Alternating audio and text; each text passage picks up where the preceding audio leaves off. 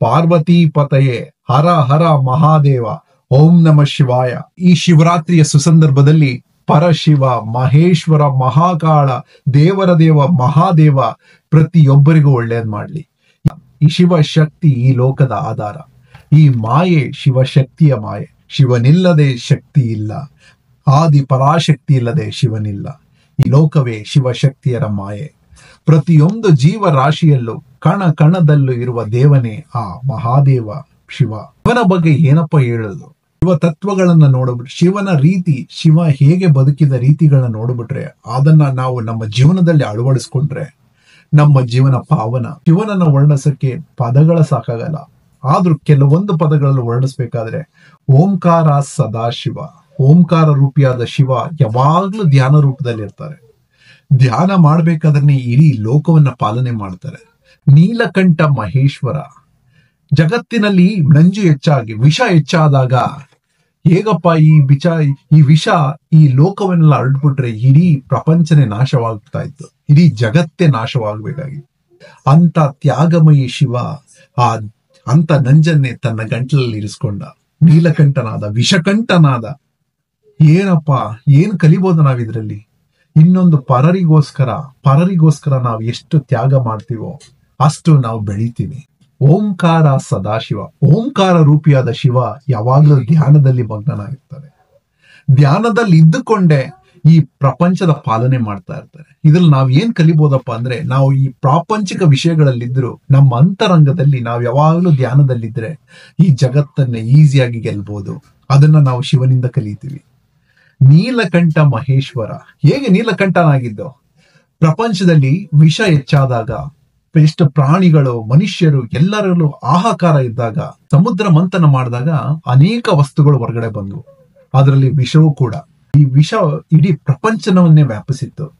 ಆಗ ಎಲ್ಲ ದೇವತೆಗಳು ಬಂದು ಏನಪ್ಪಾ ಮಾಡೋದು ಅಂದಾಗ ಶಿವ ಓಡ್ ಬಂದು ಆ ಉತ್ಪತ್ತಿಯಾದ ಆ ವಿಷವನ್ನೆಲ್ಲ ಕುಡಿದು ನೀಲಕಂಠನಾದ. ಈ ಪ್ರಪಂಚ ಒಂದು ತ್ಯಾಗ ಸ್ವರೂಪ. ಒಂದು ಮರ ಅದು ಎಷ್ಟು ಬೆಳೆದು ಬಿಸಿಲಲ್ಲಿ ನೆನೆದ್ರು ಕೂಡ ಒಂದು ಒಳ್ಳೆ ಫಲಗಳನ್ನು ಕೊಡ್ತಾರೆ. ತಂದೆ ತಾಯಿಗಳು ತಮಗೆ ಎಷ್ಟೇ ಕಷ್ಟ ಇದ್ರು ಮಕ್ಕಳನ್ನ ಒಂದು ಒಳ್ಳೆ ರೀತಿಯಲ್ಲಿ ಎಜುಕೇಶನ್ ಕೊಟ್ಟು ಬೆಳೆಸ್ತಾರೆ. ಹಾಗೆ ನಾವು ಎಷ್ಟು ತ್ಯಾಗ ಮಾಡ್ತೀವೋ ಅಷ್ಟು ನಮ್ಮ ಬೆಳವಣಿಗೆ ಆಗುತ್ತೆ. ವೀರಭದ್ರ ತ್ರಿಶೂಲಿ, ಆದಿ ಪರಾಶಕ್ತಿ ಸತಿಯಾಗಿದ್ದಾಗ ತಂದೆ ಅವರನ್ನ ಅವಮಾನ ಮಾಡಿದ್ರು ಅಂದ್ಬಿಟ್ಟು ಸತಿ ದೇಹ ತ್ಯಾಗ ಮಾಡಿದ್ರು. ಆಗ ಕೋಪಗೊಂಡ ಶಿವ ವೀರಭದ್ರ ಸ್ವರೂಪಿಯಾಗಿ ಬಂದು ಪ್ರಜಾಪತಿಯ ಶಿರಚ್ಛೇದನ ಮಾಡ್ತಾರೆ. ತನ್ನ ಹೆಂಡತಿಯಾದ ಸತಿಯ ಮೇಲೆ ಅಷ್ಟು ಪ್ರೀತಿ ಇದೆ. ಶಿವನಿಲ್ಲದೆ ಶಕ್ತಿ ಇಲ್ಲ, ಶಕ್ತಿ ಇಲ್ಲದೆ ಶಿವನಿಲ್ಲ. ಸತಿ ಹೇಗ ದೇಹ ತ್ಯಾಗ ಮಾಡಿದಾಗ ಆ ವೈರಾಗ್ಯ ಅದನ್ನ ತಡ್ಕೊಳ್ದೆ ಶಿವ ತಿದ್ದಾಗ ವೀರಭದ್ರ ಸ್ವರೂಪಿಯಾಗಿ ಬಂದು ಪ್ರಜಾಪತಿಗೆ ಶಿರಚ್ಛೇದನ ಮಾಡಿದ್ರು.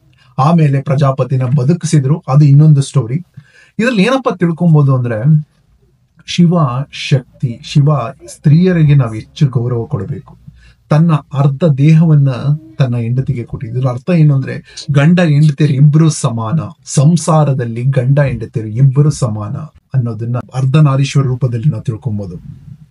ಹಾಗೆ ತ್ರಿಶೂಲಿ, ಶಿವ ಯಾವಾಗಲೂ ತ್ರಿಶೂಲ ಇಟ್ಕೊಂಡಿರ್ತಾರೆ. ತ್ರಿಶೂಲದ ಉದ್ದೇಶ ಏನಂದ್ರೆ, ಅದು ಒಂದು ಆಯುಧನ ಹೌದು.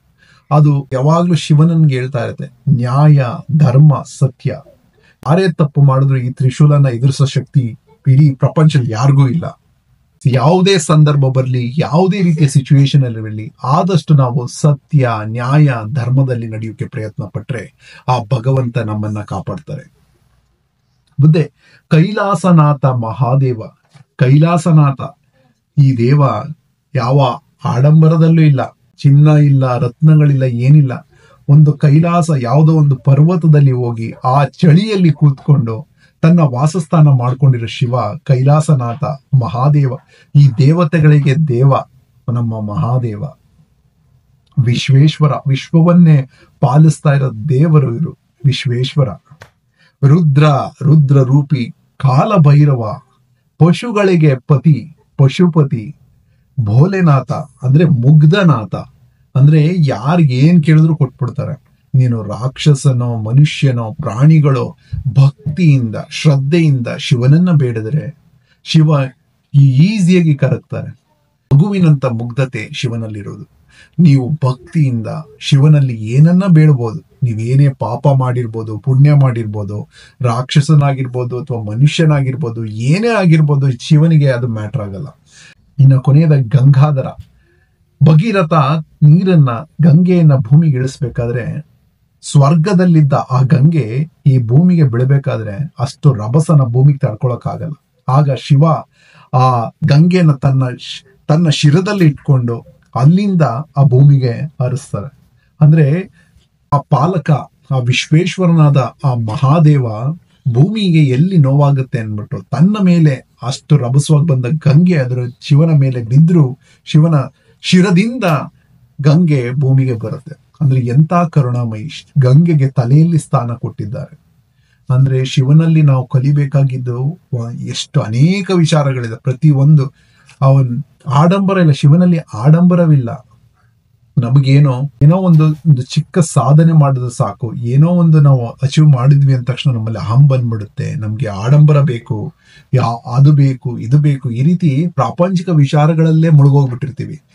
ಆದ್ರೆ ಶಿವನ ರೀತಿ ನಾವು ನೋಡಿ ಯಾವಾಗ್ಲೂ ವೈರಾಗಿ, ಅವನು ಸಂಸಾರಿನೂ ಹೌದು, ಸನ್ಯಾಸಿ ಆಗಿಲ್ಲ. ಸಂಸಾರದಲ್ಲಿ ಹೆಂಡತಿಗೆ ಎಷ್ಟು ಪ್ರೀತಿ ಕೊಡಬೇಕು, ಯಾವ ರೀತಿ ಮಕ್ಕಳನ್ನ ಬೆಳೆಸ್ಬೇಕು, ಹೆಂಡತಿಗೆ ಯಾವ ಸ್ಥಾನ ಕೊಡಬೇಕು, ಯಾವ ರೀತಿ ಸಂಸಾರ ಆಗಿರ್ಬೇಕು, ಸಂಸಾರಿಯಾಗಿದ್ದು ಹೇಗೆ ವೈರಾಗ್ಯದಲ್ಲಿ ಜೀವನ ಮಾಡ್ಬೋದು, ಈ ರೀತಿ ಸಾಕಷ್ಟು ವಿಚಾರಗಳನ್ನ ನಾವು ಶಿವನಿಂದ ಕಲಿತೀವಿ.